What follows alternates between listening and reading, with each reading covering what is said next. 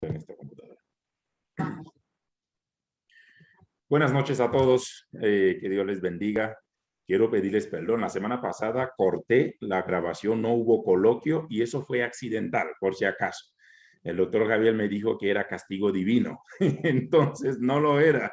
Realmente en vez de quitar la grabación, desconecté todo y mandé todo el mundo a su casa. Eso no fue intencional. Les pido perdón. Espero que esta noche esto no pase. Veo el dispositivo de Juan Carlos conectado. Debe estar en el hospital con su papi. Estamos orando por ti, Juanca. Gracias por acompañarnos hoy.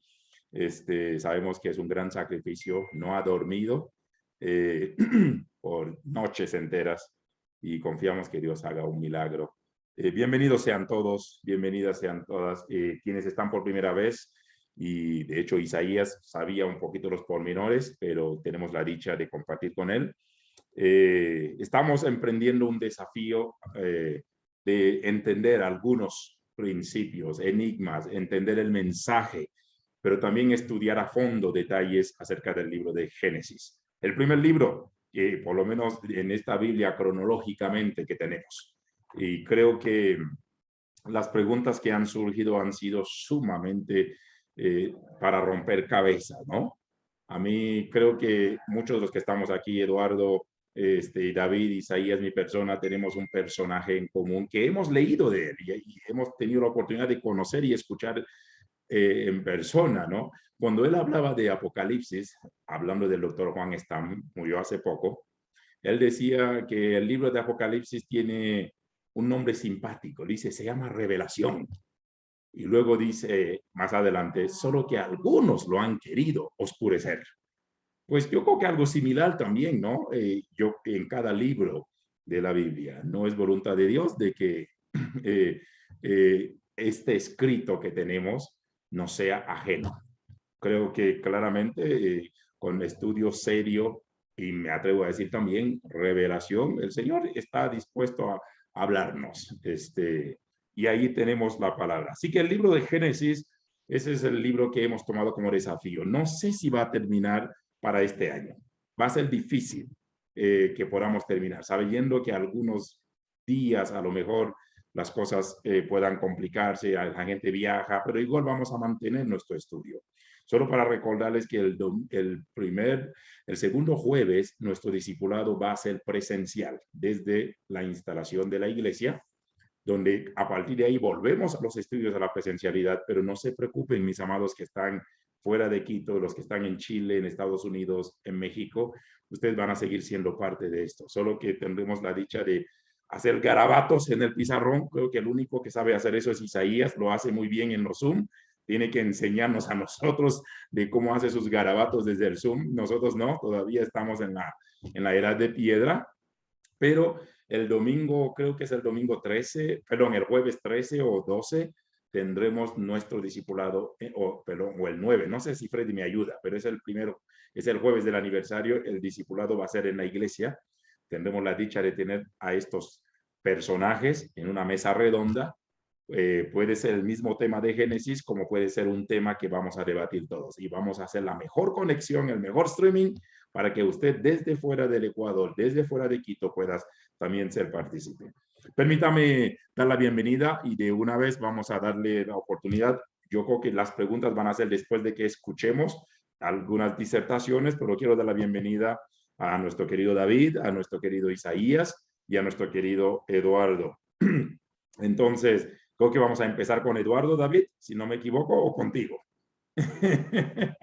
Así que quienes han estado enviándonos las preguntas, hemos tabulado todas las preguntas y tengo todo impreso aquí al frente mío. Y si tienen más preguntas, igual pueden enviarlas, pueden escribirlas en el chat, como también pueden, a su momento podemos hacer algunas preguntas donde usted pueda desconectarse. Mandamos una tarea sencilla y luego nuestro querido Eduardo añadió una cerecita extra. Y la tarea principal era que todos nos comprometiéramos a leer Génesis capítulo 1 hasta el capítulo 11. No es que vamos a debatir estos 11 capítulos esta noche, va a ser imposible, pero recuerden que hay ciertas divisiones lógicas, teológicas, estratégicas de todos los libros de la Biblia. Y Génesis es uno de estos que, dependiendo del autor que tú leas, hay ciertas divisiones que te remiten una primera pericopa hasta el capítulo 11. No sé, levanten la manito quienes están con video, quienes leyeron estos 11 capítulos, y quienes no están con video, manden un emoticón, manden un dedito así, un puñito, diciendo, sí, lo leí. A ver, vamos a ver. ¿Quiénes? Ok, muy bien, muy bien. Es un grupo bastante reducido, pero así que el compromiso sigue firme, ¿eh? Para los demás, tenemos, y ojo, tenemos, porque créame que quienes mandamos los deberes, nuestros oradores, también nos hemos comprometido en leerlo.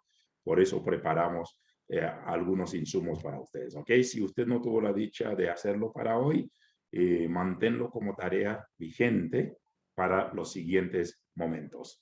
Gracias, Isaías, por estar con nosotros. Gracias, Eduardo. Gracias, David. Y sean bienvenidos.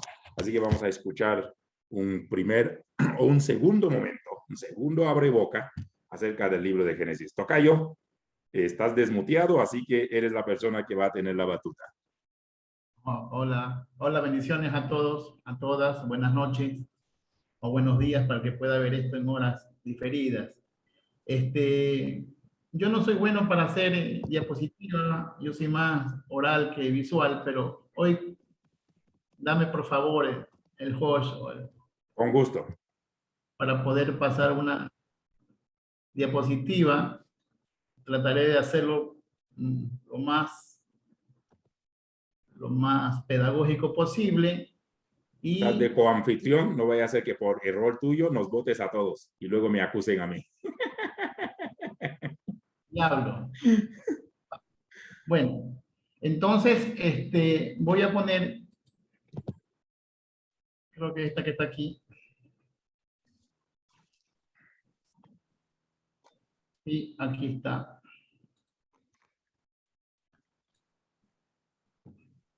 Yo creo que para comenzar, y por el respeto a las personas que se han sumado en este enlace y no han escuchado anteriormente otras conversaciones, otras provocaciones, como dice Eduardo, Yanda, lo que yo quiero es, antes de estudiar Génesis o antes de entrar a la Biblia, permítame ser repetitivo, porque si no entendemos esta parte de cómo se formó el Génesis, todo lo demás estará mal planteado, ¿no? Entonces, hay que entender, y perdónenme que lo vuelva a decir para las personas nuevas, pero ya vamos a ir entendiendo en el proceso del estudio, cuando yo digo que la Biblia no es palabra de Dios, sino la Biblia contiene palabra de Dios. Hay muchas cosas que están mal traducidas, hay muchas cosas que no se pueden traducir del hebreo, aún en la traducción al griego, que fue la Septuaginta, los sabios dijeron que no podían traducir correctamente las palabras del hebreo, porque son sonidos, símbolos, expresiones, sentimientos, vibraciones, dicen los cabalistas, que vibran las palabras por cada palabra, cada persona que pronuncia una palabra en hebreo tiene su propia vibración, dicen ellos, ¿no? Igual que el shofar. El shofar, el cuerno, cualquiera que lo toque va a sonar diferente. Nunca el shofar suena igual, tiene un tono diferente para cada persona, porque cada uno tiene una expresión para alabar a Dios, ¿no? Eso es lo que dicen los judíos sobre el shofar, sobre el cuerno grande, ¿no? Entonces, antes de estudiar Génesis, hay que plantearnos que la Biblia es un proceso histórico. Si no estamos en esa verdad, que la Biblia no cayó del cielo, como dice el libro del Mormón y el Corán, nuestra Biblia, o la Biblia que comenzó en la cultura hebrea, tiene su proceso de formación y su proceso de teologización, ¿no? Lo teologizaron en su momento, en cada grupo, en cada tiempo, cada uno fue haciendo lecturas y relecturas del texto, ¿no? Hasta que fue inscrito, y después el mismo autor que para mí, con todo respeto, y aquí tengo mis tres compañeros y algunos que conocen de Biblia, no pueden estar de acuerdo conmigo, pero para mí el que recopiló todos los textos bíblicos y lo pudo inscribir en letra cuadrada aramea es Esdras, y para eso tenemos que tener esto. Yo creo que esto es muy necesario, entender el tiempo.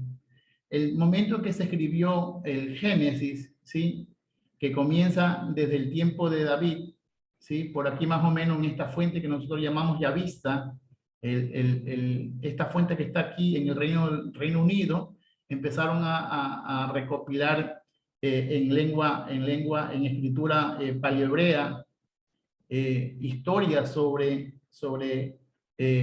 Dios, la creación, y se fue formando, ¿sí?, en este proceso entre el 1010 a.C. aproximadamente, un poquito menos, 1100, hasta los años 450, ¿sí?, en este espacio, en el tiempo de los medo-persas, en este espacio, y en el retorno a Jerusalén, ¿sí?, cuando volvieron a deportación, tanto Zorobabel, Esdras, Nehemías, ellos van a tener los textos, ¿sí?, tanto del reino del norte, cuando se divide el reino, en el 931 se divide el reino, por lo tanto el reino del norte, ¿sí?, va a tener una expresión acerca de Dios, y el reino del sur, donde está el templo, si ustedes ven aquí en el templo, quedó en Judá, van a tener otra concepción más antropomórfica de Dios, ¿no? Perdón, de Jehová, de Yahweh, ¿no? Este es el templo, entonces ellos van a tener una relación, o van a comparar a Dios tanto muy humano, ¿no? Antropomorfismo, antropo humano, y morfismo, forma humana. Entonces el pensamiento del reino del sur, que sería de esta raya hacia abajo, ¿sí?, que Judá va a tener una concepción mucho más humana de Dios, y el reino del norte va a tener una concepción, por estar lejos del templo, el Dios lejano, ¿no? Entonces, por eso que nosotros, cuando estudiamos un poquito las fuentes, vamos a ver que el reino del sur va a tener su primera nombre teofórico de Dios como Yahweh, el Dios del Éxodo, el Dios del monte, el Dios que tiene un nombre más de Arabia que de Canaán. Acuérdense que el Éxodo, los 40 años que supuestamente Israel pasó, o los hijos de Israel de Jacob pasaron en Egipto, ¿sí?, lo pasaron en Arabia Saudita, ¿no? No en el desierto del Sin o en el Sinaí. El monte de Dios es el monte Oreb, ¿sí? Entonces aquí hay que ir desconstruyendo algunos procesos que la tradición nos dio, que los judíos han dicho que Moshe Rabenu recibió la Torah, que ya vamos a ver qué es Torah, que nosotros llamamos ley o le llamamos Pentateuco, que lo recibió en el monte Sinaí, cuando en el monte Sinaí no hubo un episodio como tal, sino en el monte Oreb, que no lo comparte el pueblo judío, porque el monte Oreb queda en Arabia Saudita, y como ustedes saben, como lectores de Biblia, Arabia Saudita es descendiente de Ismael, y por lo tanto la historia tiene que ser llevada al desierto del en el Sinaí, para poder hacer propio al Dios de Israel en Canaán, ¿no? Entonces, esas son esas pequeñas cosas que a veces no entendemos, nos hace ir desvirtuando cómo se forma el Génesis, ¿no? O la Biblia como tal desde el Pentateuco o Torá. Entonces, lo que queremos es, o lo que deseo esta noche, tratar de ir hilando que el nombre Yahweh, el nombre Yod-Hei Bad-Hei, más viene de un lenguaje o de unos términos arábicos que cananeo, ¿no? El nombre cananeo de Dios es el guionista del reino del norte, ¿sí? Y los sacerdotes, ya tardío en Jerusalén mismo, al retorno, van a tomar ese nombre de El o Olam o Olá o Elohim, que es el término plural acerca de los dioses. Entonces, aquí es el gran problema cuando nosotros vamos a entrar al Génesis. Tenemos que ubicar la terminación de las historias y de todas las fuentes, como es la que manejo siempre cuando trato de hablar de Génesis, es que la Yavista, la leonista, la deuteronomista y la sacerdotal se unen en el exilio o en el retorno del gobierno medo-persa, ¿no? La Biblia termina en los años 400, ellos no ven el imperio griego, en el imperio griego de Alejandro el Magno, usted lo va a encontrar en la Biblia que llamamos católica, hay muchos escritos en griego, ¿sí? Y entre las historias hermosas eclesiásticos, eclesiástico y Macabeos 1, 2 y 3, que hablan más del pueblo de Israel, es el tiempo de los griegos. Entonces nos ubicamos que la Biblia hebrea, ¿sí?, se va a compilar o se va a traducir, ¿sí?, del paleohebreo, de este lenguaje que ya vamos a ver más adelante de algunos signos, se va a terminar a traducir, a reescribir, a forzar, porque toda traducción es una violación, ¿sí? Toda traducción no es exacta. Hay personas aquí como Yanda, la hermana, y algunas personas que manejan otra lengua. Siempre hay palabras que se quedan en su propia lengua. Entonces, la palabra es tirar. Cuando hacen la traducción los hebreos dicen que los hebreos tiran a otra traducción, ¿sí?, o botan a otra traducción lo que más humanamente se puede. Entonces, Torah o Pentateuco, ¿sí? Hamishnah, Unshei, Torah.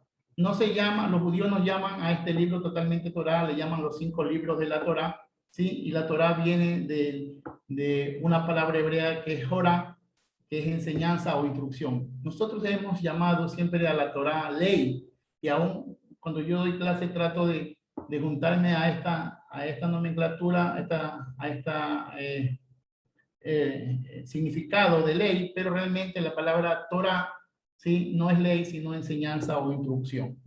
En esos 5 libros de la Torah que se le ameritan por tradición a Moisés, ¿sí?, a Moisés, conocido como Moshe Rabenu, por tradición, pues no hay nada en realidad que se ha encontrado escrito científicamente, arqueológicamente, no se ha encontrado una letra o un grafo acerca de que se crea que ha sido Moisés que escribió la Torá o el Pentateuco. Entonces, el primer libro que vamos a leer o vamos a estudiar se llama Génesis, que es un término griego. El término original en hebreo es Bereshit, que sería el nombre correcto en español en el comienzo, ¿no? O en el principio. El segundo libro que nosotros tenemos en la Torá es el Éxodo, que se llama Shemot, que significa nombres. Levítico en hebreo es Guayikra, que debería ser llamado y llamó.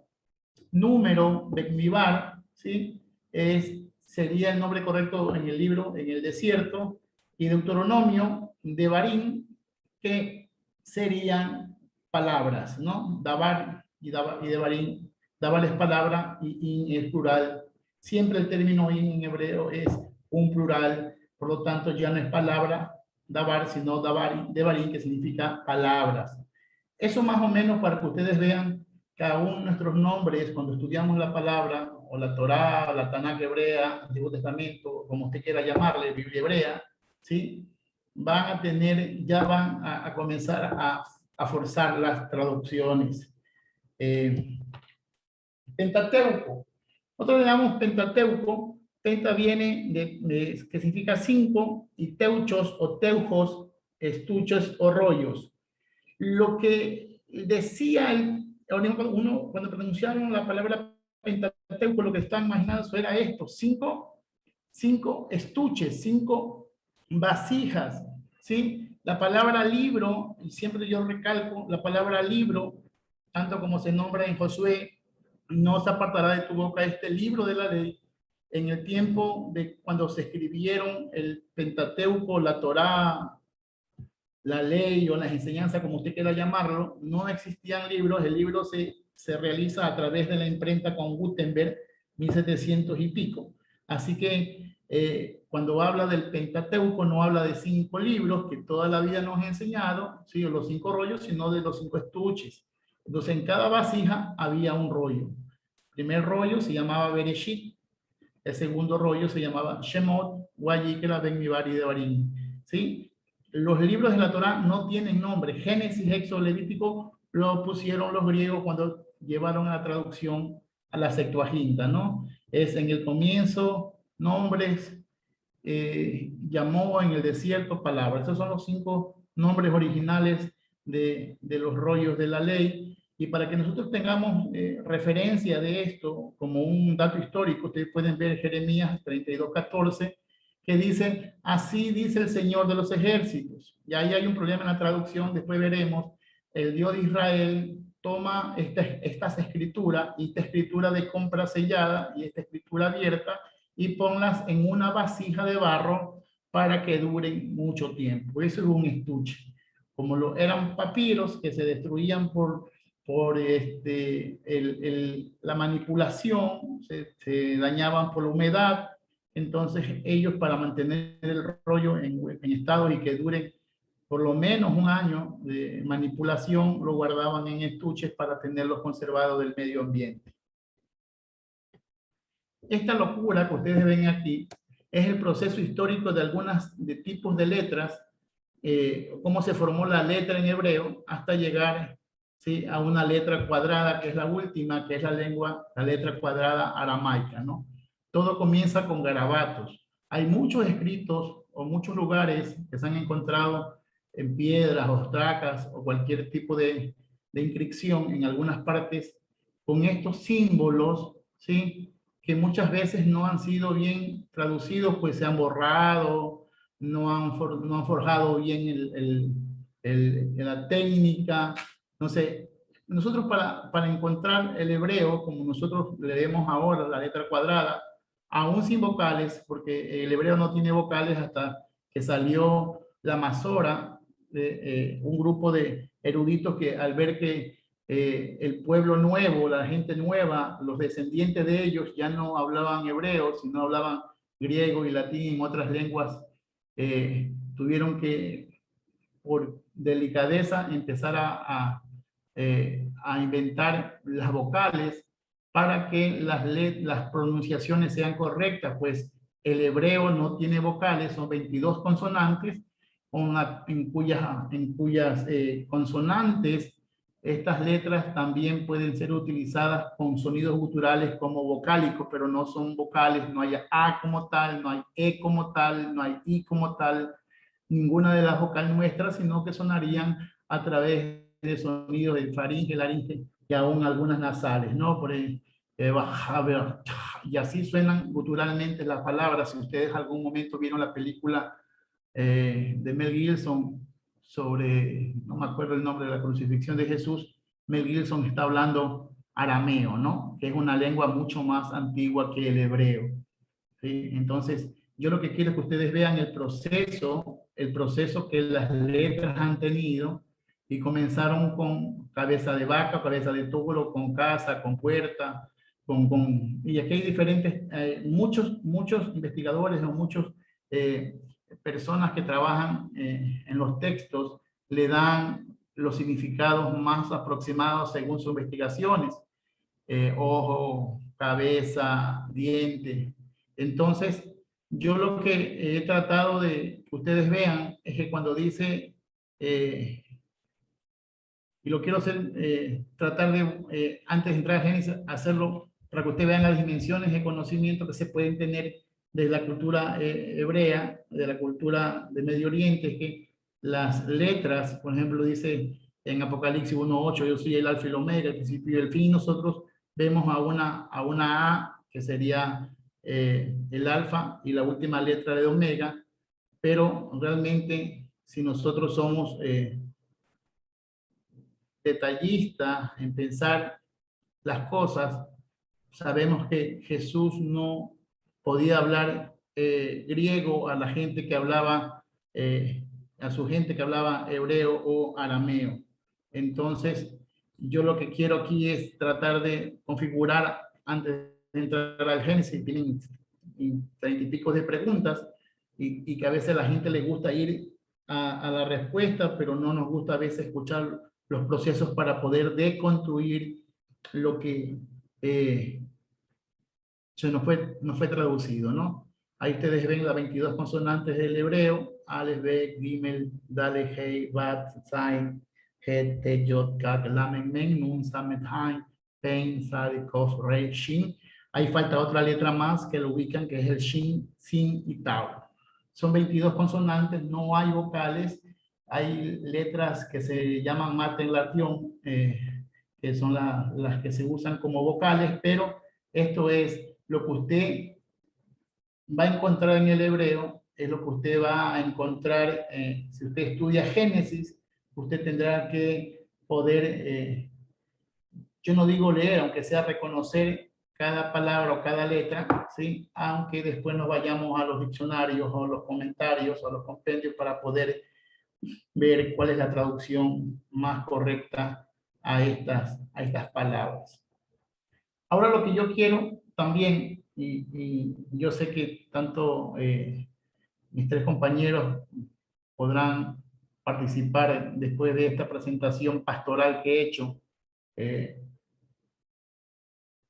Las letras en hebreos tanto tienen símbolos consonánticos, ¿sí? Consonantes, también tienen símbolos numéricos, tienen significados y tienen niveles de comprensión. Entonces, cuando usted ve una palabra en hebreo, ¿sí? Una palabra puede ser estudiada en diferentes niveles, le llaman sof, ¿no? Misterios, ¿no? Los diferentes misterios de cada palabra. Nosotros tenemos una traducción y que la leemos y queremos de esa traducción querer explotar todo, cuando en el hebreo, desde sus inicios, la letra no tiene una sola interpretación, ¿sí?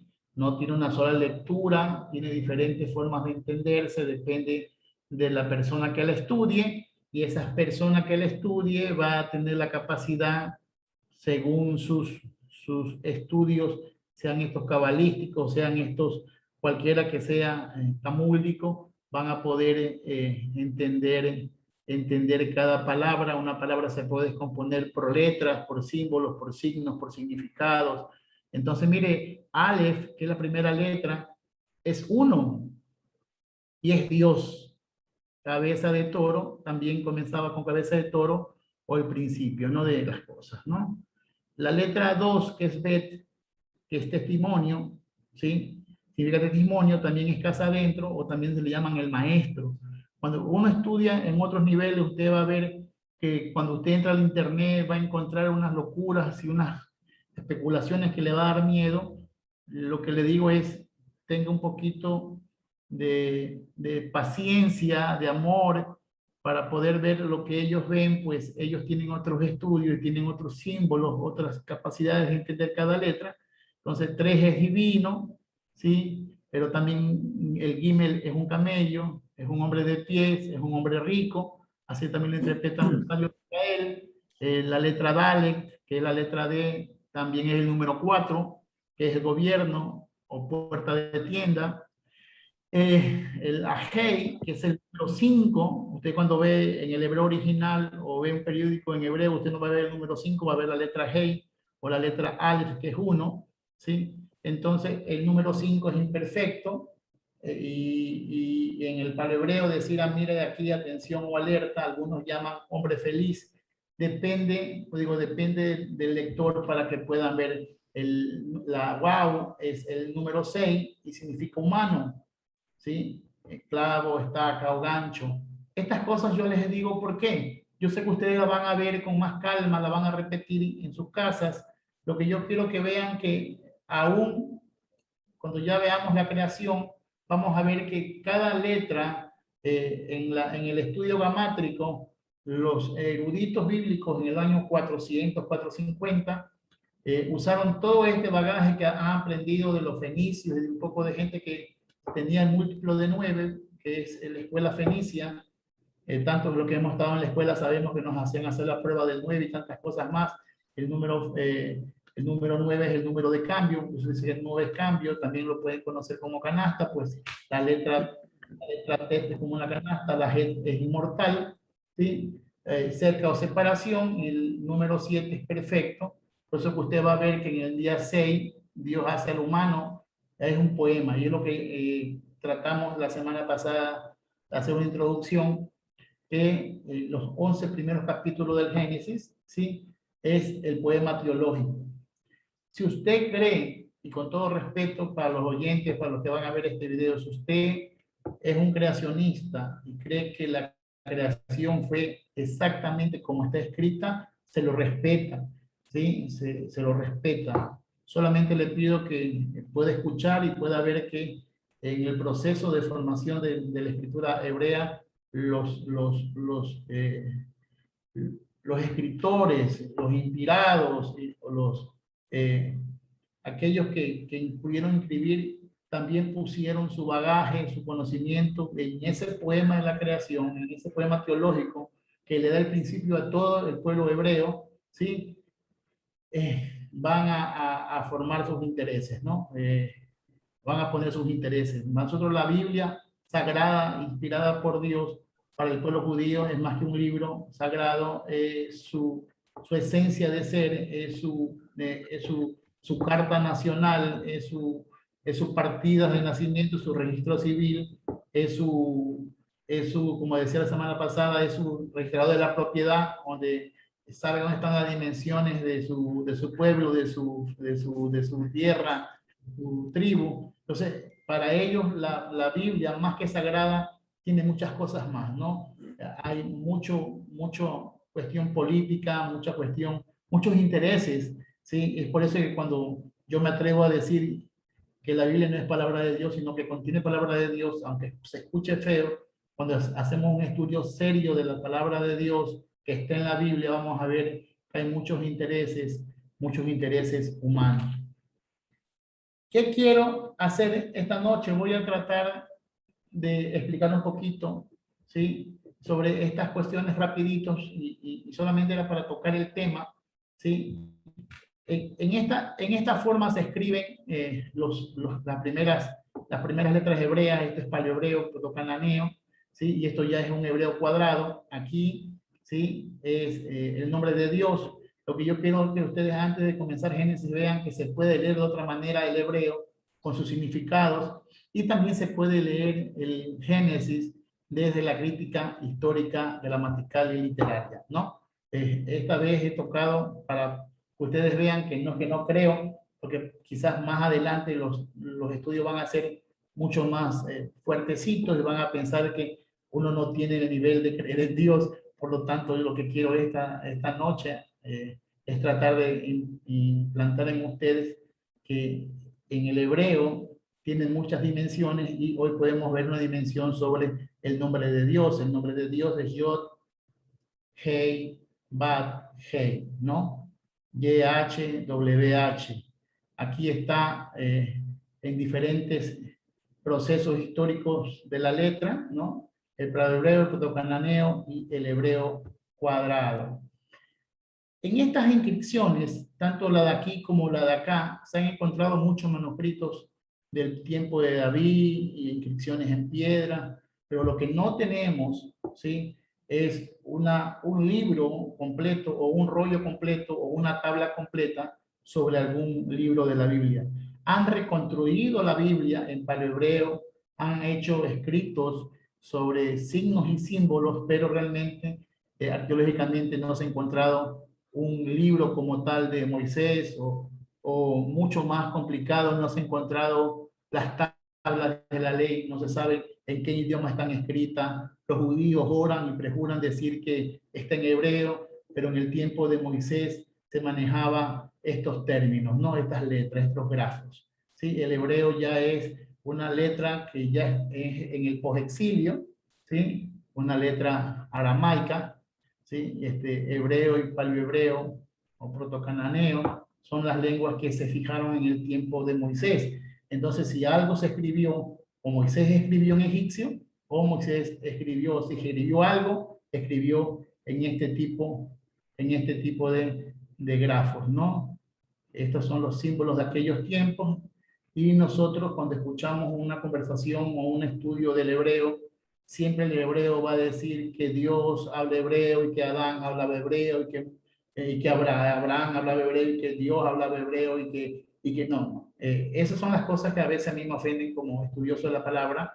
Pues Abraham era un babilónico, por lo tanto no hablaba hebreo, ¿no? Entonces, Abraham era un pagano como tal, ¿sí? Y su familia descendiente pagano, por eso que más adelante usted va a ver que Abraham va a hacer cosas que van a ser justificadas por la mentalidad hebrea, pero que tienen principios paganos babilónicos.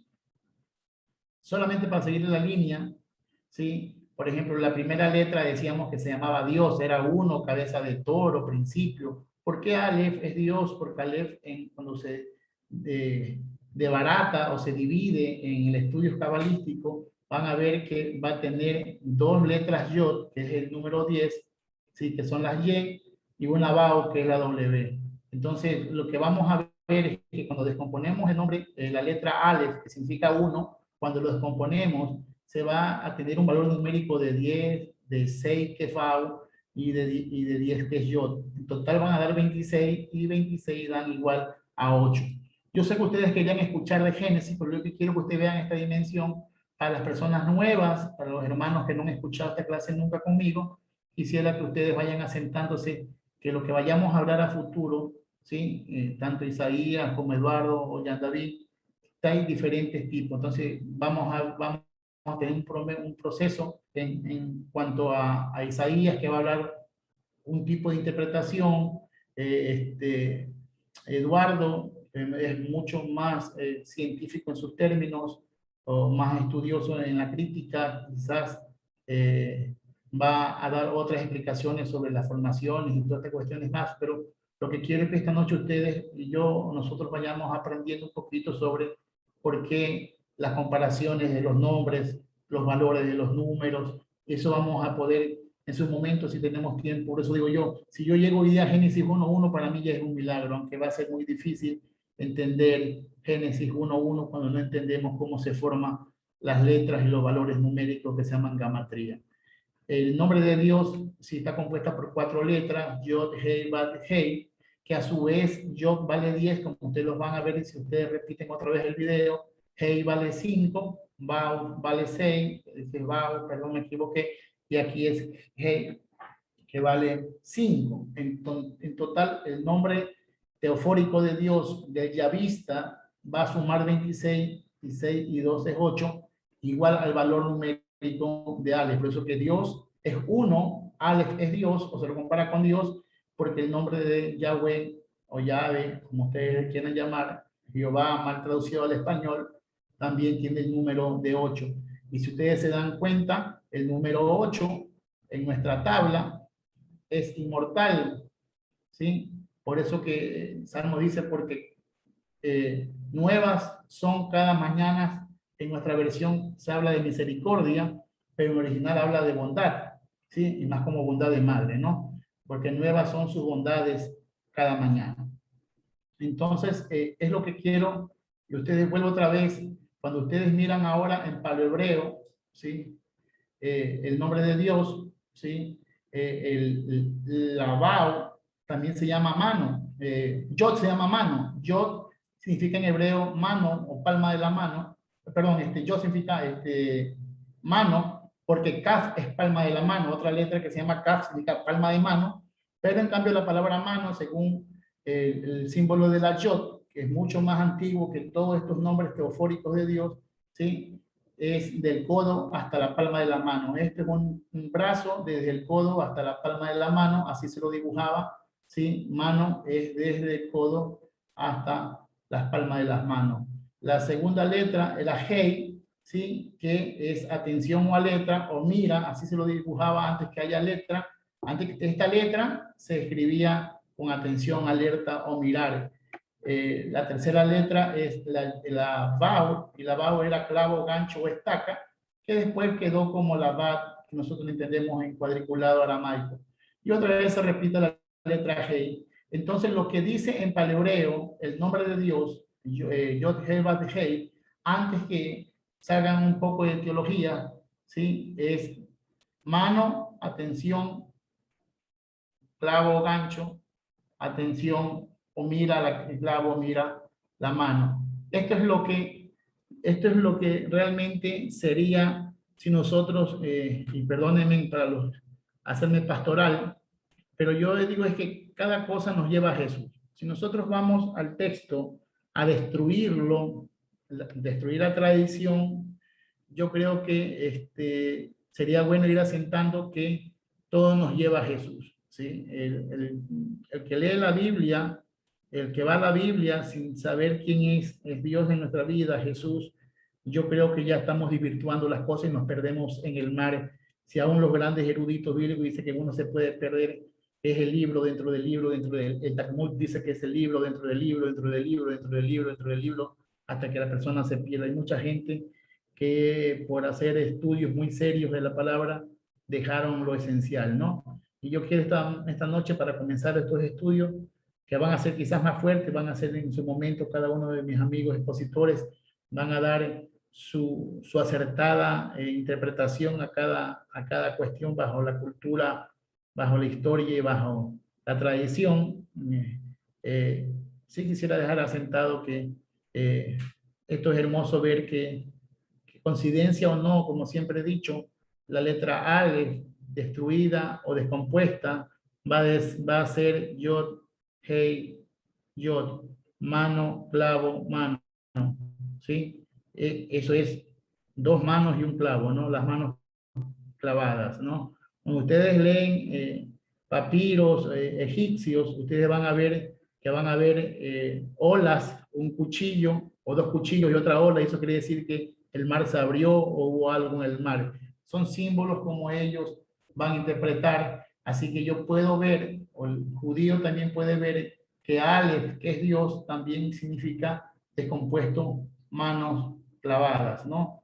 Y yo no sé si hasta qué punto, y entiendo que parece forzado, pero esto se da en la Kabbalah, en el estudio y esto es lo que yo siempre cuando estudio hebreo, ¿sí? Es siempre lo que yo veo, ¿sí? A un ser crucificado desde sus manos, ¿sí? Miren las manos, miren los clavos, y eso es, para mí ese es el completo entendimiento de una Aleph o del nombre de Dios, ¿sí? Hombre, atención, alerta, ¿sí? Ustedes quizás esta figura no la conocen o no la han visto acerca de la crucifixión, pero lo más cercano a lo que se dio en el tiempo del primer siglo, ¿sí? Las personas eran procesadas a muerte desnudas, humillados, latillados y clavadas sus muñecas con maderas y sus tobillos en el lado no sé, yo no soy, no tengo el término médico, el doctor me podrá ayudar. Yo sé que por ahí yo leí algo que ese tendón va a la asiática y para poderse parar, para poder coger respiración, ese hombre que está muriendo tiene que templar sus músculos, le dan espasmos y calambres. Entonces, eh, esto es más serio de lo que nos han contado la tradición católica y es lo que yo cuando voy al hebreo, quizás ya voy cargado y voy presupuestado con ver esto, pero yo creo que a pesar que llevo esto, también yo puedo ver mucha crítica y lo vamos a hacer en las clases siguientes. Esto es para mi amigo Isaías, con mucho cariño, mucho amor, ¿sí? El Yod, Hei, Bad, Hei, ¿sí? Esas son figuras místicas que en algún momento nuestro amigo Isaías Castro nos dará una magistral enseñanza sobre el proceso de Dios en la vida, ¿no? Dios dice que el hebreo tiene 22 consonantes, la primera es Aleph y la última es la Tau, Aleph, Tau, ¿sí? Es Dios y el sello de la creación o la cruz. La palabra Emet es verdad, ¿sí? El primero y el último, el principio y el fin, ¿sí? Aquí está Aleph y Tau, por eso que la palabra Emet, ¿sí? Más, si la dividimos, yo sé que quizás estos términos para ustedes quizás es mucha información, pero cuando nosotros vemos Aleph, que significa Dios, y Met, que significa muerte, por eso dicen que la única verdad es aquel que muere en la cruz. Es decir, y conoceréis la verdad, el Emet. Este es el Emet. Si ustedes pueden ver, y ustedes no peleen por quién tiene la verdad, para mí, según los símbolos, ¿sí? Que ya están hechos, Aleph, Tau, Dios en la cruz, o el principio de todo en la cruz, Aleph, Tau, ¿sí? No Alfa y Omega, porque él no hablaba griego, Jesús o Joshua, o Josué en español, cuando si es que pronunció algo, dijo yo soy el Aleph y el Tau, el principio y el fin. Entonces, para mí la verdad no está en David Cordero, ni está en Eduardo Cruz, ni está en Isaías, ni en David.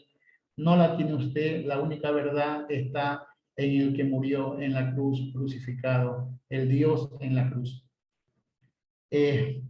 Aquí ya quiero entrar un poquito. En Salmos 94 dice, porque 1000 años ante los ojos son como un día de ayer que ya pasó y como una vigilia de la noche. Estamos hablando en cuanto la gente piensa acerca de la letra 1, Aleph, ¿sí? Aleph vale 1 o vale 1000, ¿sí?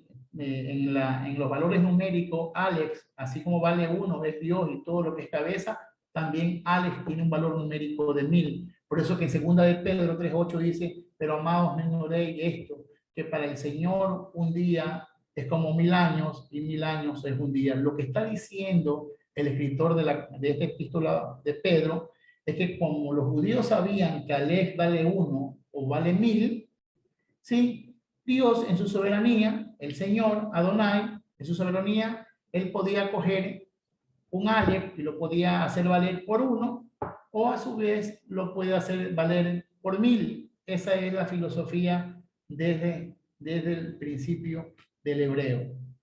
Entonces, Aleph, que vale 1000, lo vamos a ver en Génesis capítulo 1, ¿sí? En Bereshit bara Elohim et Asamai bet Haaretz, ¿sí? Si ustedes se dan cuenta, los judíos, los estudiosos de Torah, dicen que en el primer capítulo, el primer versículo de Bereshit Aleph Aleph, hay 4 Aleph, ¿sí? Hay un Aleph aquí en la palabra Bereshit, en Bará hay otro Aleph, en Elohim hay otro Aleph, en Et hay otro Aleph, ¿sí? Asamai no tiene Aleph, en Wet tiene una Aleph y Haaretz tiene otra Aleph.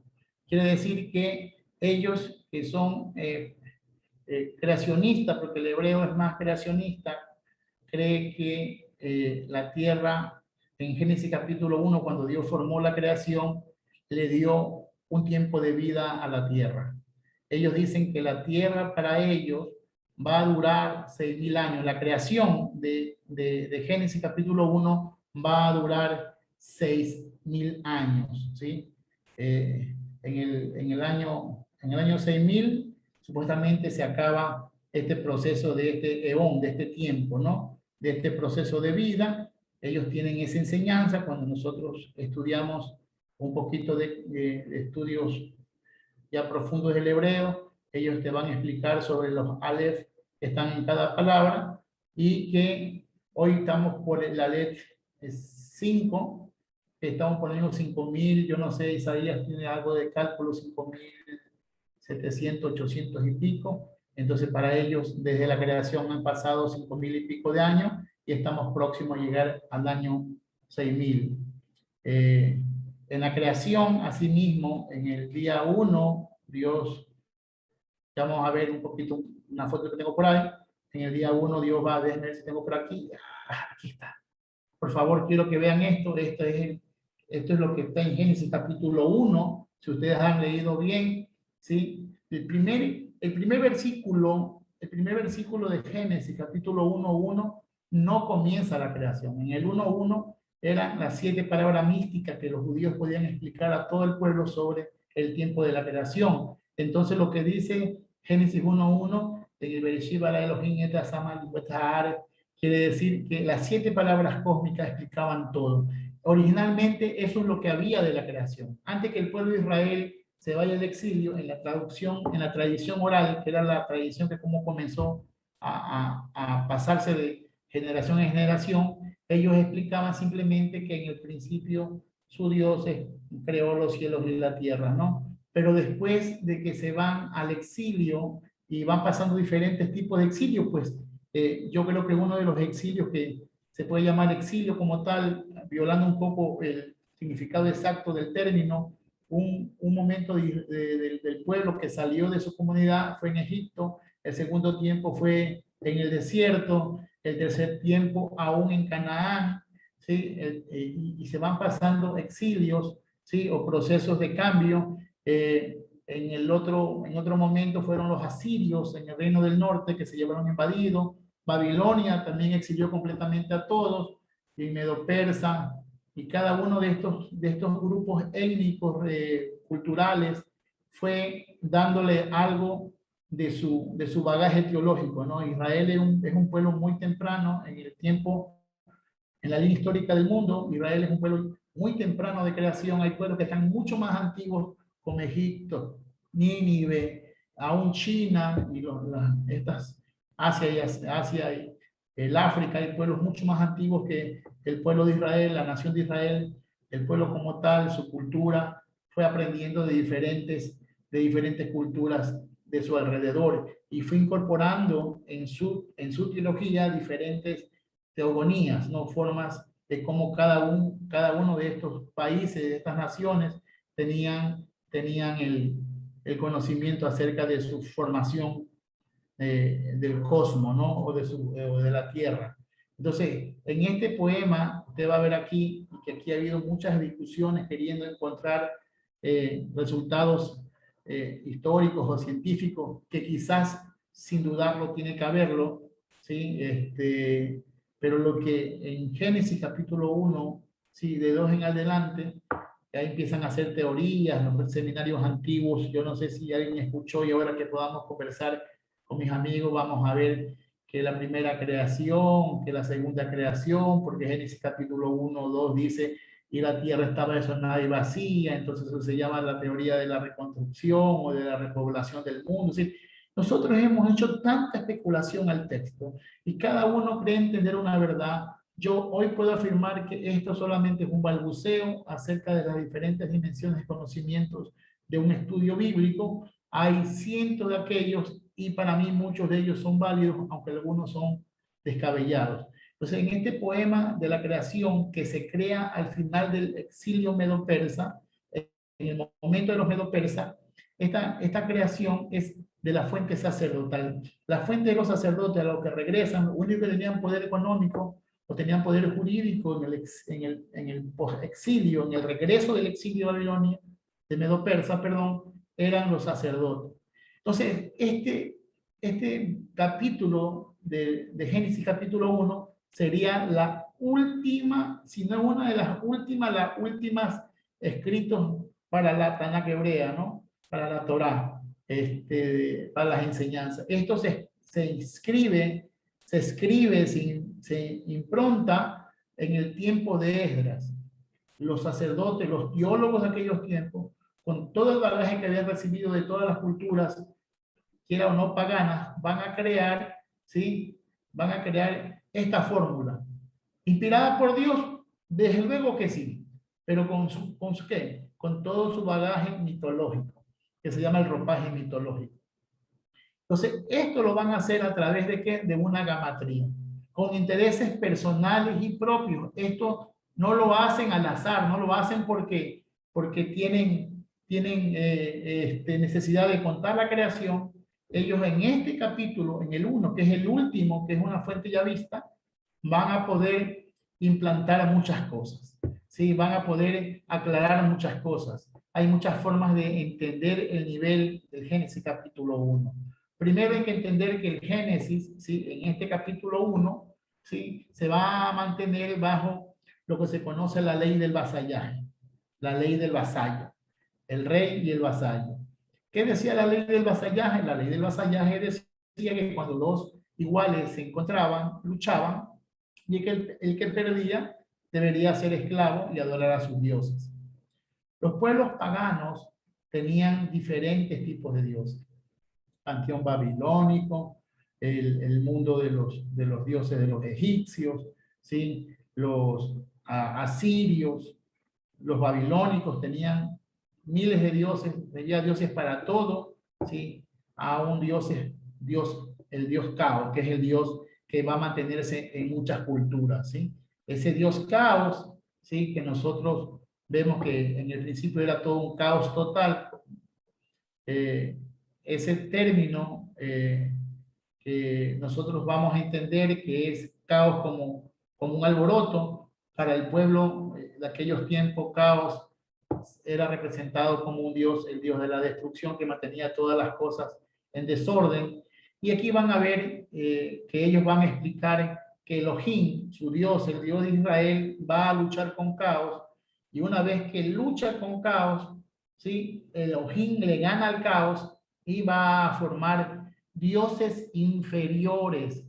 Por eso que cuando nosotros vemos algunas versiones, y ya como media descabelladas también de la traducción hebrea, yo he recomendado siempre que nosotros podamos conseguir la Biblia textual, la BTX, y yo recomiendo que sea la tercera edición, pues la cuarta edición ya va a haber dificultades más personales de interpretación del texto.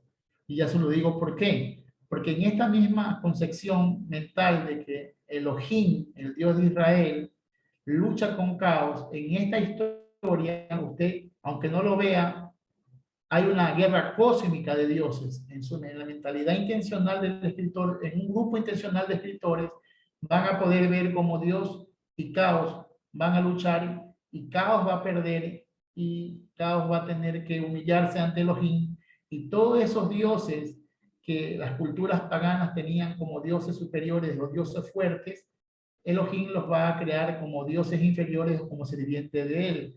Por ejemplo, el primer día de la creación, dice Dios, sea la luz, y fue la luz, y vio Dios que la luz era buena, y separó la luz de las tinieblas, ¿sí? Y llamó Dios a la luz día y a las tinieblas noche, a la oscuridad noche.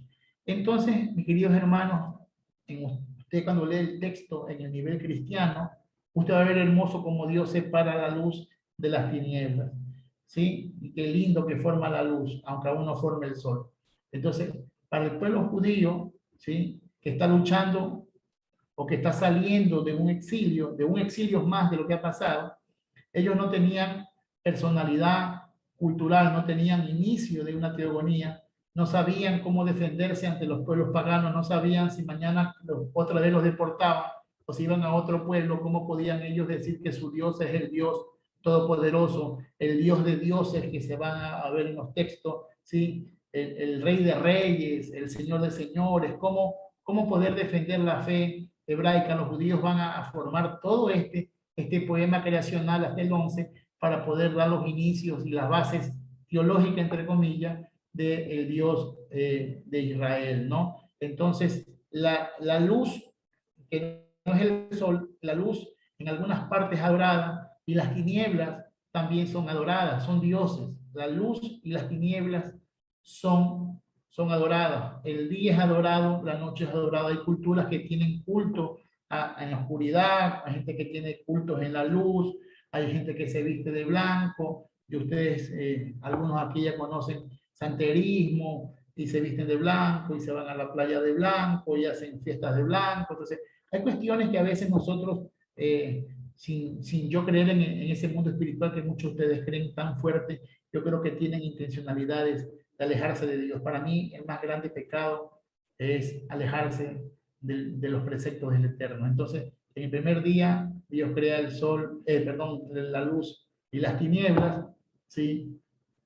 Y en el segundo día va a separar el cielo del mar, porque el caos tiene todo revuelto, el caos tenía todo revuelto, agua, cielo, tierra, era toda una confusión total, vacuidad total, en que estas historias, en este caso, en la historia del segundo día, usted la va a ver en diferentes poemas, en diferentes historias o teogonías. Teo es Dios, gonía es creación de los dioses de otros pueblos. Las teogonías son la creación divinas. Entonces, en muchos pueblos paganos, ¿sí? En muchos pueblos fuera de Israel, mucho más antiguos que Israel, van a ver que siempre hablan de que la creación estaba dominada por este Dios, las aguas eternas, ¿no? Las aguas primordiales que le llaman en algunos poemas, en algunas culturas babilónicas, en estas cuestiones. Entonces, en este poema de la creación tampoco deja de existir el agua. El agua está en todas las creaciones. No hay vida sin agua. En uno de las historias acádicas hablan sobre que esta agua, que se llaman las aguas primordiales, se las conocían como la gran serpiente. Dice que el agua era una serpiente de agua inmensa que se mordía la cola, el uruburu. Entonces, antes que Israel forme sus historias del agua y la separación del agua, como en muchas culturas paganas anteriormente a ellos, también hablan sobre esta creación acuática. No hay creación en ninguna historia humana, no hay creación si no hay líquido. El agua ya existía. En Génesis capítulo 1, Dios no creó el agua ya estaba en la tierra, ¿sí? Y las nubes, que es agua en estado gaseoso, también ya existían, ¿sí? Usted va a ver en la segunda creación del Génesis capítulo 2, dice que había un vapor que subía, también había agua. En las dos creaciones, que ustedes piensan que es la misma cosa, que son diferentes historias, con diferentes intenciones, ¿sí? En la segunda creación, o perdón, en la primera historia de la creación que está en Génesis 2, en nuestra segunda historia, que es la primera historia, también hay agua en estado de vapor. Un vapor regaba toda la tierra, ¿no? Entonces, el agua es un elemento mistérico. Por eso que las purificaciones que se hicieron en el tiempo de Jesús, que los grupos esenios se lavaban con agua para purificarse, que se llama bautismo para nosotros, ¿sí? Es porque el agua tenía para ellos un elemento químico sagrado, ¿no? Que estaba hecha desde la creación, antes que Dios parezca ya había agua, entonces por lo tanto el agua es un elemento divino. Pero acá, que hay grupos que adoran o veneran o hacen culto al agua, o tiene dioses del agua, ¿sí? Y dioses de las nubes, acá también en Génesis capítulo 1, Dios como creó al Dios luz y creó al Dios tiniebla, también está creando como sirviente de Dios, como empleado de él, como esclavo de él, está creando también las aguas superiores y las aguas inferiores. Entonces, esto, que para usted es una creación que se escucha bonito y se pone a pelear que es primero el huevo o la gallina, tenemos que ver que para ellos es mucho más allá que una historia, sino es una apologética, es un estudio de defensa de la fe, de su fe, en su momento existencial, en su momento de necesidad, tenía que defenderse ante todas las culturas paganas con diferentes miles de dioses. Entonces los judíos, inspirados por Dios, atraídos por su ciencia, aprendieron todos estos sistemas numéricos, cabalísticos y todo lo que gamátricos que pudieron haber, y hacen una historia hermosa. Por eso que cuando ustedes ven Génesis, ustedes pueden ver la lucha de la creación. Yo puedo ver otros niveles, y quizás niveles que yo desconozco, que yo no los estudio porque no me da a mí la capacidad de entender muchos términos, aún por mi fe, ¿no? Aún por mis creencias. Hay cosas que ya no comparto, pero en el de Génesis capítulo 2, Dios está creando los dos poderes, ¿no? Las aguas superiores y las aguas inferiores. En el día 3, Dios separa las aguas, las llama mares y la tierra, ¿no? Acuérdense que la Pachamama, si todas estas culturas que nosotros aún hemos arrastrado, porque es natural, el ser humano vive en su mundo, no son cristianos, no son católicos, no tienen ningún Dios, ellos ven que la tierra da vida, que el cielo bota agua, entonces ellos van a empezar a hacer de estas cosas naturales dioses. Por eso que en la versión, la cuarta edición de la Biblia textual, ¿sí? Va a hacer que en el cuarto día, cuando dice, y Dios creó las grandes lumbreras, y dijo Dios, haya lumbreras en el firmamento del cielo, y creó al sol y la luna, como vamos a ver aquí en el cuarto día, ¿sí? Aquí en el cuarto día nosotros vamos a ver la creación de la luna y las estrellas, el sol. En la Biblia textual de cuarta edición dice, y dijo Dios, haya maldiciones en los cielos. Cuando la gente no entiende por qué la Biblia textual, la DTX cuarta edición, habla de maldiciones, no se dan cuenta que el escritor o los escritores que ya tienen mucha carga de su cultura hebraica, ¿sí? Van a entender que el sol, la luna y las estrellas son dioses. Por lo tanto, esos dioses que el pueblo de Israel y los pueblos aledaños de Israel han adorado por toda la eternidad, y aún fuera de Israel, aún en América, hemos visto las adoraciones al sol, a la luna. Entonces ellos automáticamente, ¿sí? Van a jugar con los términos de la palabra y van a poner maldiciones y no van a poner lumbreras. Pero ya es una carga, ¿no? Lo que decían la otra vez Eduardo, cada uno va a leer con su carga. El que traduce o lee reinterpreta. Si nada lo hacemos con puro. Y quizás, con todo respeto, yo también estoy poniendo intenciones, porque nadie habla ni nadie escribe sin intención. ¿Sí? Pero mis intenciones no son malas, mis intenciones son buenas o aparentemente buenas. Entonces, en el cuarto día Dios va a formar el sol, la luna y las estrellas. ¿Sí? Aquí están los grandes dioses, pero el Dios de Israel creó a estos dioses. Es decir, no son dioses que están sobre Elohim, sobre Adonai, son dioses inferiores. Son dioses inferiores. ¿Sí? La luna, las estrellas y el sol son dioses creados por el Dios de dioses y el Señor de señores. En el quinto día va a haber este fenómeno. Dice que Dios dijo, multiplíquense los peces en el mar, y en el texto, en el original, dice que haya aves en la expansión de los cielos. En el texto, como que los judíos interpretan que las aves salieron del agua, y se da para la interpretación. Isaías, que maneja un poco de hebreo y estas cuestiones más hebraicas, me podrá desmentir si estoy equivocado o corregir si estoy equivocado, pero haya aves en los cielos y hay animales acuíferos.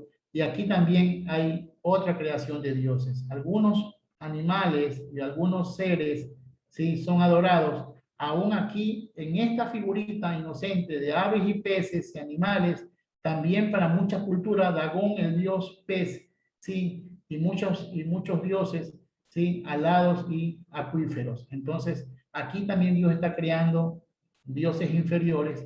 Y aquí está el día sexto, ¿sí? Por eso que uno es Dios, dos testimonios, tres divinos, cuatro gobiernos universales, sol, luna y estrella. Quinto día, seres imperfectos o seres más perfectos como humanos, que son los que vuelan y los que nadan. Pero en el sexto día, seis es humano, la Bau. El seis humano, Dios va a crear a los animales y al final animales. Y los animales también son considerados Dios. Romanos dice, que se envanecieron en su propia concupiscencia, y compararon la gloria de Dios con cuadrúpedos, con aves, con reptiles, ¿sí? Pero también aquí hay el último. Si nosotros vemos la gama de dioses, todos estos son dioses inferiores. El último, en las teogonías, en la formación del estudio de ellos, dicen que el último dios inferior que crea a Dios también es el hombre. El hombre también llega a ser Dios. Los faraones se creían hijos de Dios. Los pueblos paganos, cuando tenían luchas contra sus enemigos y las murallas iban a ser destruidas, dice que los reyes cogían a sus niños y los reventaban, los estrellaban contra la pared, porque pensaban que los niños, que era su descendencia, que era el próximo Dios a venir a la tierra, con su sangre podían fortalecer las murallas. Hay muchas cosas que nosotros no entendemos de la Biblia y queremos entrar a la Biblia con preguntas como ¿quién fue la mujer de Caín? Y queremos ver cosas que nuestra traducción o nuestra tradición se escuchan incoherentes, pero que tienen respuestas en su momento, en su 611, en su momento vital. Cada cosa fue escrita en su momento vital y tiene respuesta para su momento vital. Entonces, en este poema de la creación, usted va a ver que en los primeros 3 días, ¿sí?, Dios, testimonio y divino, en los 3 primeros días, Aleph, Bet, Gimel, Dios va a formar lo grande, lo macro. Pero en el cuarto día, Dalet, Hei y Bau, va a rellenar lo que creó en los primeros 3 días. Si hizo sol, hizo luz y tiniebla, va a poner sol y luna. Si puso cielo y agua, va a poner peces y aves. Y acá en la tierra, ¿sí?, va a poner seres humanos y animales. Entonces, es un poema. Si usted cree, y con todo respeto para las personas nuevas y aún para las personas que ya nos han seguido ya casi un año, si usted cree que esto le va a dañar su fe, no haga caso. Simplemente es un estudio más que escuchó en internet, ¿sí?, de alguien que usted quizás no conoce bien, si tiene o no tiene, entre comillas, una sana doctrina. Lo que le digo es que hay niveles de interpretación del Génesis, y el Génesis capítulo 1, que es hecho por los sacerdotes, Todo esto los sacerdotes lo hicieron solo con una intención. Y ahí podemos echar a la charla con mis 3 compañeros más, con las personas que desean hacerlo, es que en el día 7, en el 7º perfecto completo, dice que Dios va a descansar. Entonces va a descansar. Este día del descanso, el 7º día, que se le va a llamar Shabbat, correctamente, etimológicamente, Shabbat no significa sábado, significa descanso. ¿Sí? Los sacerdotes que crearon la historia del Génesis capítulo 1, en el tiempo de Esdras, de Nehemías, de Esther, ¿sí? De Zacarías, de Malaquías, de Joel, todo este grupo de sacerdotes y teólogos tienen un problema. La problemática es que habían reconstruido el templo, porque Nehemías reconstruyó el templo en el tiempo de Esdras, en el tiempo de Zacarías, ¿sí? Y los que se habían quedado en el pueblo, los pobres en Jerusalén, cuando ellos construyeron el templo, ellos no iban a cultos, no tenían la creencia, porque por 50 años no había sacerdote en Israel. Entonces, esto, ¿sí? Que usted está discutiendo si primero fue el huevo o la gallina, si cómo salió el sol, si la tiniebla y tantas cosas, tiene un porqué. El porqué es que si Dios creó el universo, el mundo, en 6 días, en el 7º tenemos que descansar. En el 7º día hay bulla. ¿Me puedes mutear?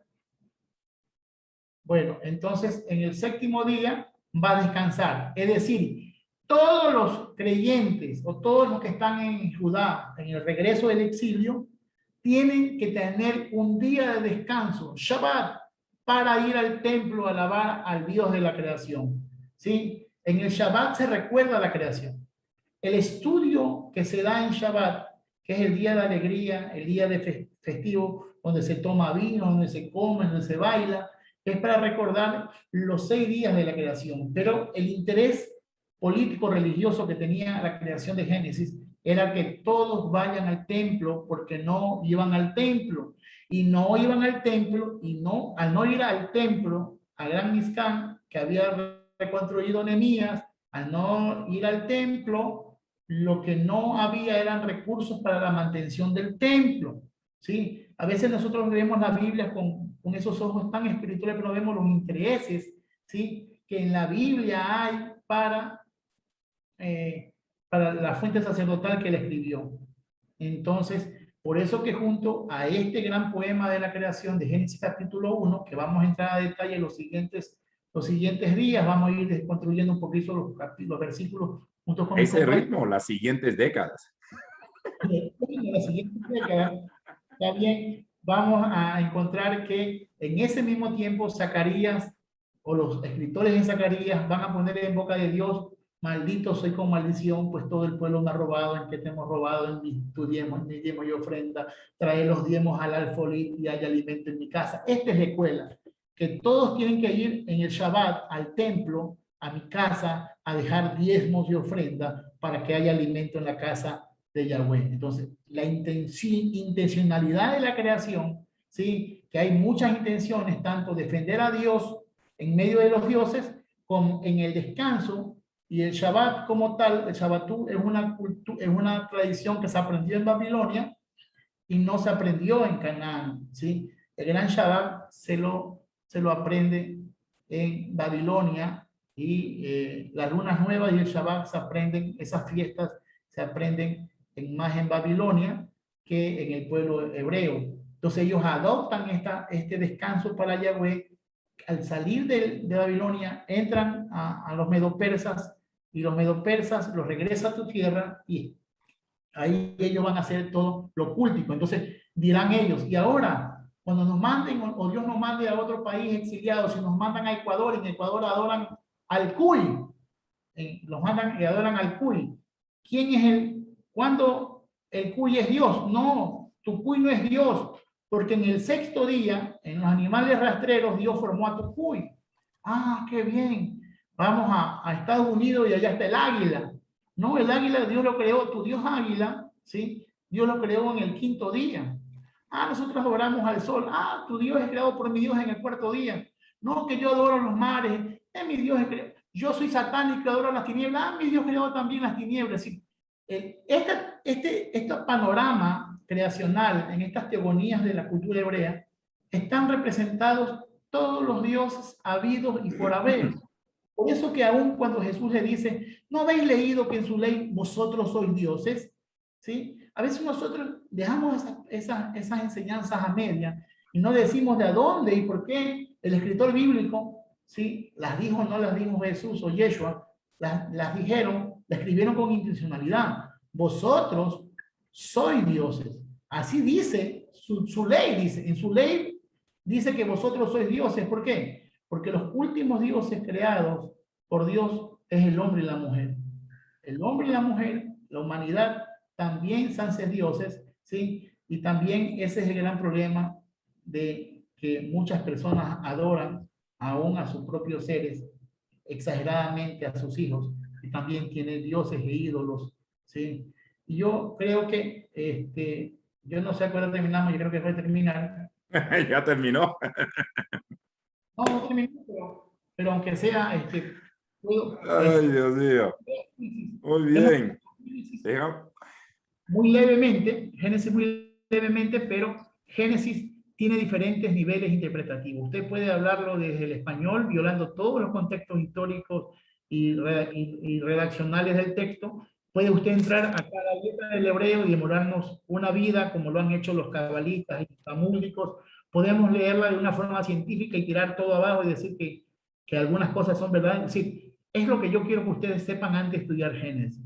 Porque aquí tenemos tres personas con diferentes criterios educativos y que son para mí, son de mi respeto y de altura, ¿sí? Y quizás algunos no vamos a compartir la idea del otro, pero nos respetamos porque sabemos que los niveles de estudio son muy diferentes y usted piensa que usted se sabe Génesis porque lo leyó en español y hay muchas cosas que no son así.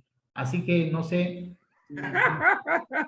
A ver, primero déjame respirar, déjame procesar todo esto, porque estoy seguro que más de uno, en serio, brutal información. Bueno, y no me voy a comprometer de darle participación ni a Isaías ni a Eduardo, porque como bien mencionó David, cada uno de ellos también trae una escuela brutal, así que la siguiente semana van a tener ese aporte significativo. Pero voy a hacer algo, como a mí me han llegado como 31, 32, ahora ya son 33 preguntas, y como bien dijo David al inicio, porque sería fácil empezar a contestar las preguntas, porque tengo preguntas que corresponden hasta el capítulo 30, preguntas que corresponden hasta el capítulo 50, no tiene nada que ver. He estado tratando de hacer tabulación a medida que vamos tocando capítulo a capítulo y traer las preguntas que corresponden a ese capítulo, lo cual nos da mayor oportunidad para ser más intencional y contestar. Ante todo, quiero agradecer a David en nombre de todo este equipo, de esta audiencia, por esta cátedra magistral. Y esas imágenes últimas, de igual manera, es interesante la forma como lo planteó. Así que más bien, gracias. Permítame arrancar con algo, quizás, mientras estaba mirando y David hizo una comparación, y yo no sé si algunos cacharon o entendieron o entendimos, pero luego que volví como quien dicen los mexicanos, que me cayó el 20, y veo, si usted se pudo percatar, que el día 1 tuvo que ver con el día 4, el día 2 con el día 5 y el día 3 con el día 6. Dios crea noche y día, separa tiniebla de luz, pero en el cuarto día luna, sol, estrella. Hay una conexión. El día 2, cielo y mar, pero también en el día 5 crea las aves para que sobrevolen en el firmamento, pero los peces para que puedan sumergirse en ese mar, si se dieron cuenta. En el día 3, las plantas, pero en el día 6, animales, seres humanos o el hombre, para que también puedan deambular y disfrutar de esas plantas. Veo esto y se me ocurre, como diría Eduardo, ya es otra serie de sermón. Un Dios disciplinado, ¿no? Un Dios ordenado, un Dios intencional en la creación. Y yo quiero animarles a que puedan volver a ver esta grabación y sobre todo ir procesando. Créame que los primeros momentos de seguro para más de uno fue un poquito turbulento, pero nos viene bien volver a ver esta transmisión. Y quiero entrar a una pregunta y quizás David tendrá que hacerse cargo de esa pregunta. No quiero desaprovechar tampoco la presencia de Isaías y de Eduardo porque también ellos tienen un estudio bastante avanzado sobre el libro de Génesis, pero quiero lanzar estas preguntas que corresponden al capítulo 1. Vuelvo, repito, me están volviendo loco con las preguntas y son preguntas muy intencionales. Y creo que David hizo un acercamiento. La primera pregunta tenía que ver con la duración de la creación. Creo que esta pregunta la hizo Mónica la semana pasada. Si la creación realmente duró los 6 días, literal, aun cuando David hizo un acercamiento de estos dos pasajes donde nos dan a entender que Dios pudo haber creado en un día como Dios pudo haber creado en 1000 años. Entonces, la primera pregunta que creo que David ya más o menos hizo un acercamiento, si realmente los 6 días eran literal, era una creación de 6 días, si podríamos entenderlo así. Y ahí también Isaías y Eduardo, en cortitas palabras, porque solo son 3 preguntas que corresponden al capítulo 1 y con eso terminamos esta noche. Para que los siguientes días podamos tocar la creación del hombre, el capítulo 2, la tentación, etc. Pero quiero traer estas 3 preguntas mientras estaba leyendo todo el listado de preguntas. Si realmente podemos aceptar, abrazar, creer que pudo haber sido los días literales o algo semántico, algo que podemos decir, bueno, son 6000 años. ¿Qué piensas tú, David, en primer lugar, que fuiste el expositor de esta parte? Y de una u otra forma también quisiéramos escuchar, y quiero decirle a Isaías y a Eduardo, sus participaciones de seguro van a ser un acercamiento similar y son bienvenidos para la siguiente semana, pero veamos estas 2 o 3 preguntitas como para cerrar. Y luego Isaías nos va a traer su cátedra a la siguiente. ¿Qué piensa, David? Yo creo que las personas que crean que la creación tiene 6 días es válida. Okay. Pero creen que la Tierra es de 6000 años, es válida. Y si ustedes quieren ser más profundo en el hebreo, los 3 primeros días sin sol, o sin luna y estrella, que es el crono, que es el tiempo, y si nos ponemos a jugar con la cuestión histórica, literaria del texto, los 3 primeros días son eternos. Pueden ser 40, 600.000 años, 8 billones de años, 100.000 millones de años, porque no hay tiempo. Si nosotros queremos ser literal en que el sol, la luna y las estrellas en el texto te dan el cronos de 24 horas, el tiempo de 24 horas, y marcan los días, meses y años, es decir, que antes que haya sol no había nada. Estudiando el texto mucho más especulativamente posible, ¿no? Pero las personas que creen que la creación tiene 6.000 años, se la respeta, no hay base científica, es base de fe, se llaman los creacionistas, los que creen que Dios hizo una creación primaria en Génesis 1.1 y que en el 2 hay una reconstrucción que dice que estaba destinada y vacía y dijo Dios en el versículo 3 una reconstrucción, es válida. Es decir, lo que yo quiero es que todo lo que están aquí, todos estos dispositivos y tantos seres humanos a nivel mundial, a nivel continental que nos escuchan, es que aprenda a respetar la posición del otro. Para mí esta es la cuestión máxima, ¿sí? El amor. Cada uno Dios se le va a revelar en su proceso. Cuando yo comencé a estudiar la Biblia pensaba que tenía 6 días. Después creí en la reconstrucción. Después creí en la reconstrucción milenial. Hoy te digo que Dios creó el universo, todas las cosas, en millones de años. Hoy creo en una evolución divina, en una evolución que duró millones de años y para Dios han pasado simplemente un atardecer y un amanecer. Isaías, luego les tendrán participación sobre todo el Génesis, así que no me toquen eso porque el tiempo se nos fue, pero vamos por ahí. Saludos cordiales y muchas gracias por la oportunidad, mi querido pastor y colegas, que Dios les bendiga grandemente. Sí, escuchando esta cátedra especial y maravillosa para ir aprendiendo más y más acerca de la aproximación al Génesis. Quizás en ese ámbito, como ampliando un poquito lo que ya dijo David, en el 4.º día cuarto Dalet, que hace referencia a la puerta o la apertura a una nueva presentación de creación. Ahí está el sol, la luna y las estrellas. Y propiamente en ese ámbito empezamos a tener lo que se llama tiempos. Caso contrario, previo a eso no existía un tiempo determinado, ¿sí? Por lo cual llega a ser una eternidad. Puede ser o constituir los 6 tipos de creaciones del universo y las destrucciones que se fueron dando en la antigüedad, la creencia en esos ámbitos y esta que viene siendo la séptima creación. Entonces en esa directriz sí se toma otras tendencias. Por eso, bien lo dijo David, tenemos que nosotros comprender que todo esto trae una cultura y dentro de esa cultura, al sumergirnos en esa cultura, podemos entender a qué se hacía referencia bajo también la directriz de la inspiración divina. Entonces ya con eso podemos determinar que no se trataban de 6 días literales o los 7 días como tal, porque Sheva, Shabbat significa cese de actividad para adorar, que era ya una tendencia propiamente cultural de Israel. Entonces nos lleva a comprender que en esa perfección, en ese periodo de perfección, Dios creó. Aparte de eso, el término Yom es plural, no es singular, por lo cual no se trata de un día en singular, sino hace referencia de un tiempo, ¿sí? Que también es conocido como Haolam, los Olam de Olamots, que es tiempos sin tiempos en ese ámbito. Eso, mi querido pastor, y perdón por David llevarles a brinda por otro ti con ámbito. una taza de café. Eduardito, querido, Dios mío, hay demasiado material y el tiempo es corto.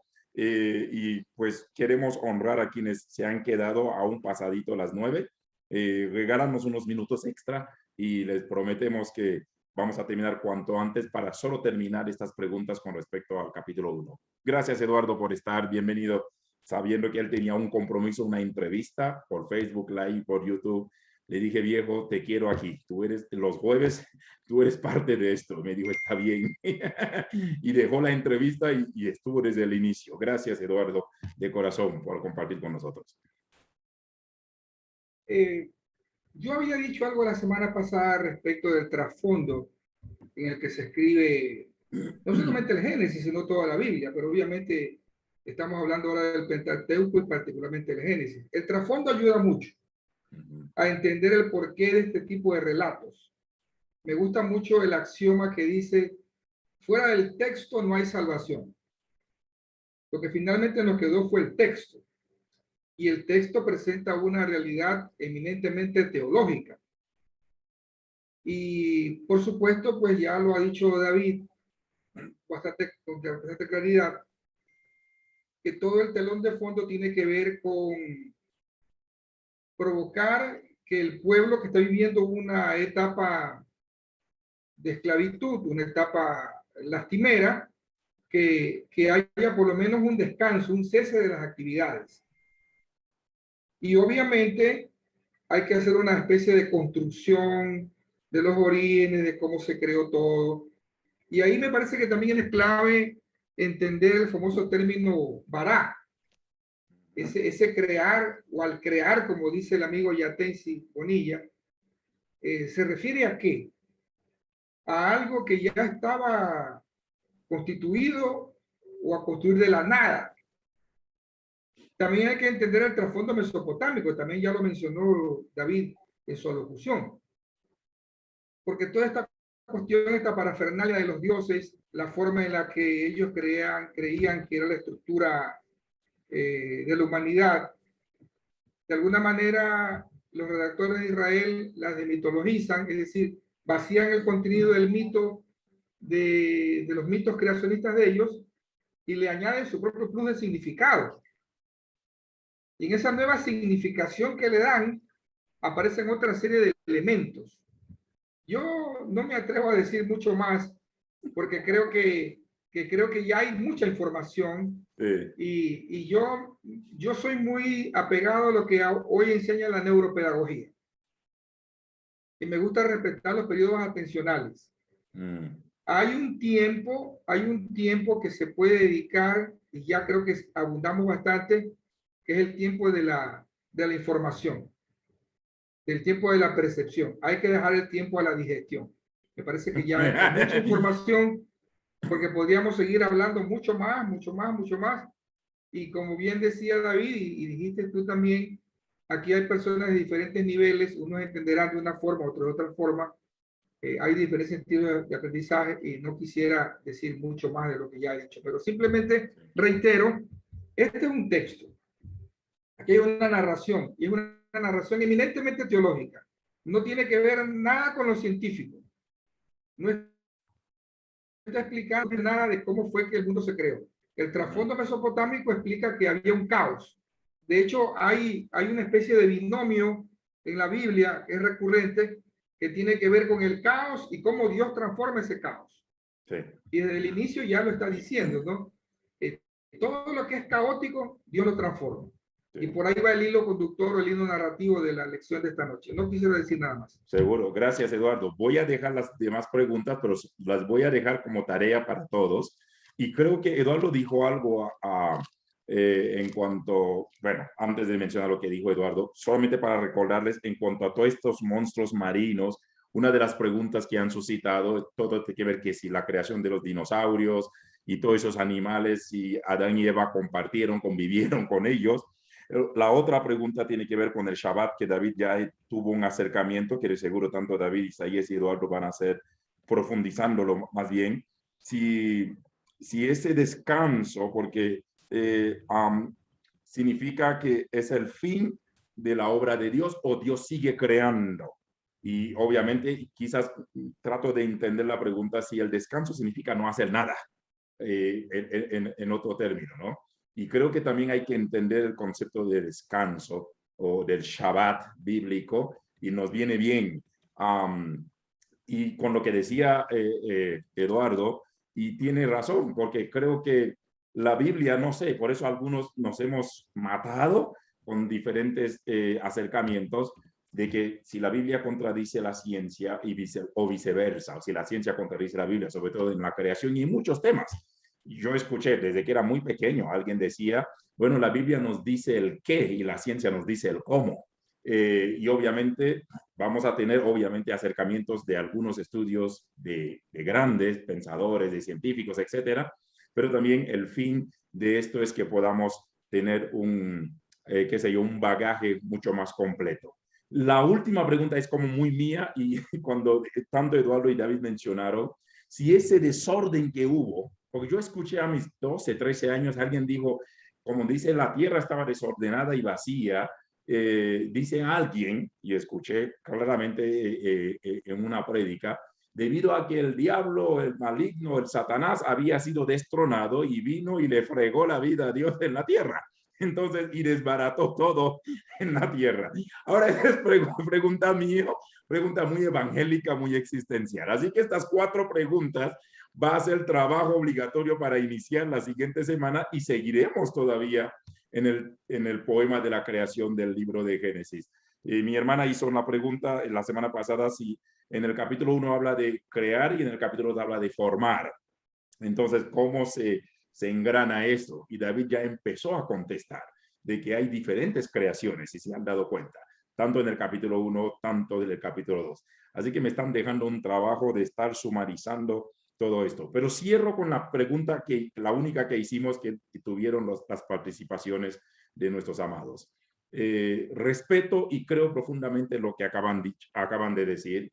Y como dijo David, si alguien cree que la creación o se fue en un periodo de 6 días o 6,000 años, ambos, dice David, se le respeta.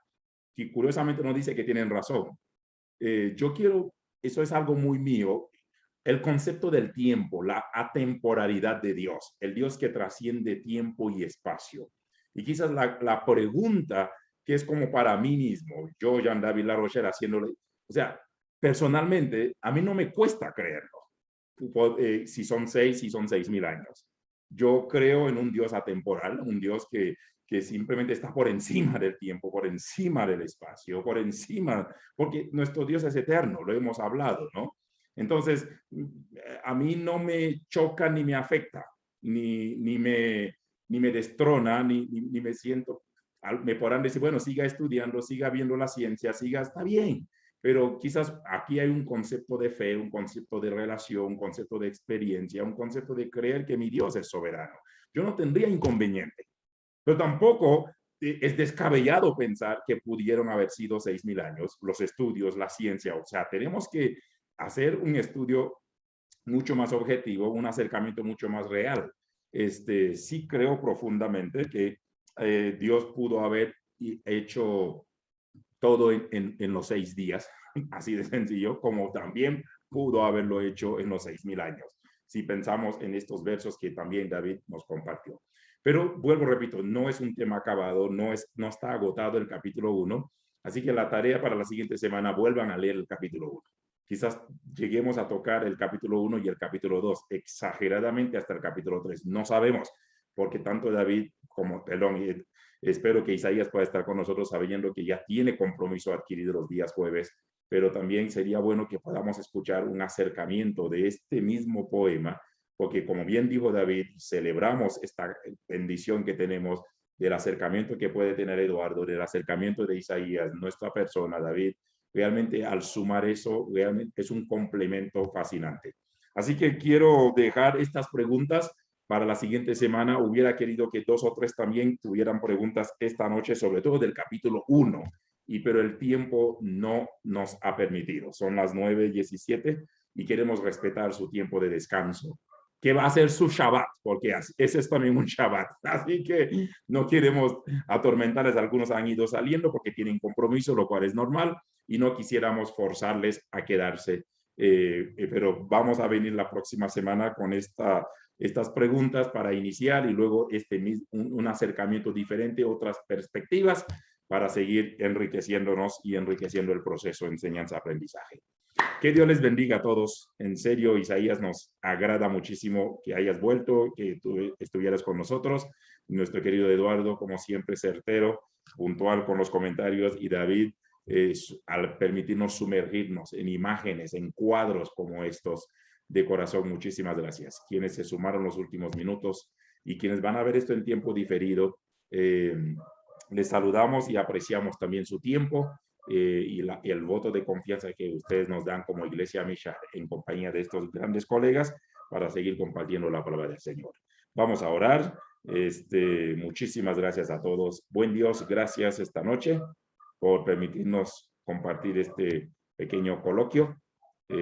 Por ahora, bien dijo David, un balbuceo, un acercamiento bastante discreto, si cabe el término, pero confiando que a medida que pase el tiempo, Señor, nuestros estudios, pero sobre todo revelación tuya también, sabiendo que podemos llegar a, no como descubriendo algo nuevo, porque lo que tú has dicho ya está plasmado, pero que tú nos sensibilices, que tú nos aclares, que tu Espíritu Santo nos ilumine en este estudio que estamos teniendo. Bendiga tu iglesia, bendigo la vida de David, de Eduardo, de Isaías, todos nuestros hermanos, la gran familia Mishar, global y local.